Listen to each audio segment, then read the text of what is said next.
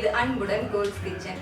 நாம இன்னைக்கு பார்க்க போறது ஒரு ஸ்வீட் ரெசிபி தான், அவல் பாயாசம். வாங்க எப்படி செய்யறதுன்னு பார்க்கலாம். முதல்ல வெல்லத்தை கரைச்சி வச்சுக்கலாம். அதுக்கு ஸ்டவ்வில் ஒரு பாத்திரம் வச்சு 3/4 கப் வெல்லம் சேர்த்து கூடவே 3/4 கப் தண்ணி சேர்த்துக்கலாம்.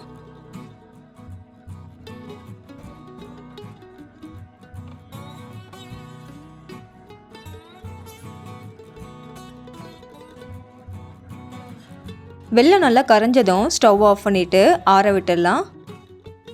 2 கப் தண்ணி சேர்க்காத பாலை கொதிக்க வச்சுக்கலாம். பால் நல்லா பொங்கி வந்ததும் நல்லா வாஷ் பண்ண 1 கப் வெள்ளை அவல் சேர்த்துக்கலாம்.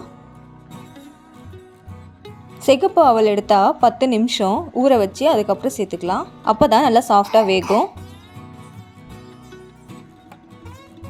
சேர்த்துட்டு நல்லா மிக்ஸ் பண்ணி விட்டுடலாம்.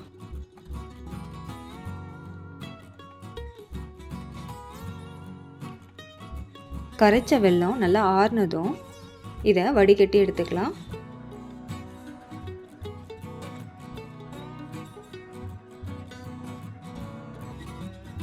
வெல்லத்தை சேர்க்கறதுக்கு முன்னாடி ஸ்டவ் ஆஃப் பண்ணிடலாம். சூடான பாலில் வெல்லம் சேர்க்கும் போது பால் திரிஞ்சிடும்.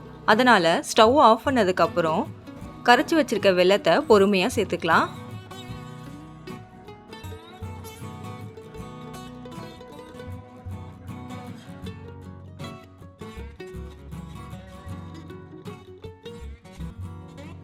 வெல்லத்தை சேர்த்துட்டு நல்லா கலந்து விட்டுட்டு வாசனைக்காக 1/2 டீஸ்பூன் ஏலக்காய் தூள் சேர்த்துக்கலாம்.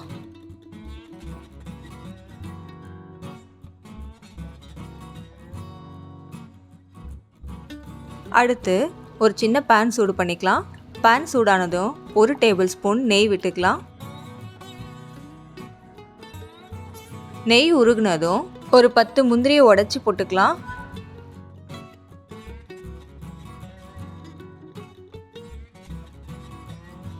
முந்திரி நல்லா பொன்னிறமாக வறுபட்டதும் ஒரு 10 திராட்சை சேர்த்துக்கலாம்.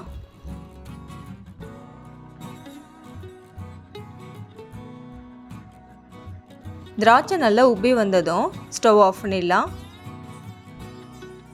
அடுத்து வறுத்து வச்சிருக்க முந்திரி திராட்சையை இதில் சேர்த்துடலாம்.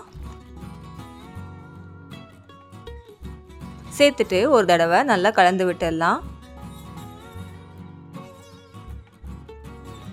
அவ்வளோதான், ரெடி ஆயிடுச்சு. சுவையான அவல் பாயாசம் ரெடி. இந்த வீடியோ உங்களுக்கு பிடிச்சிருந்ததுன்னா லைக் பண்ணுங்கள், உங்கள் நண்பர்களோட ஷேர் பண்ணுங்கள். மறக்காமல் எங்கள் சேனலுக்கு சப்ஸ்கிரைப் பண்ணுங்கள். பக்கத்தில் இருக்க பெல் ஐக்கானை கிளிக் பண்ணுங்கள். நன்றி.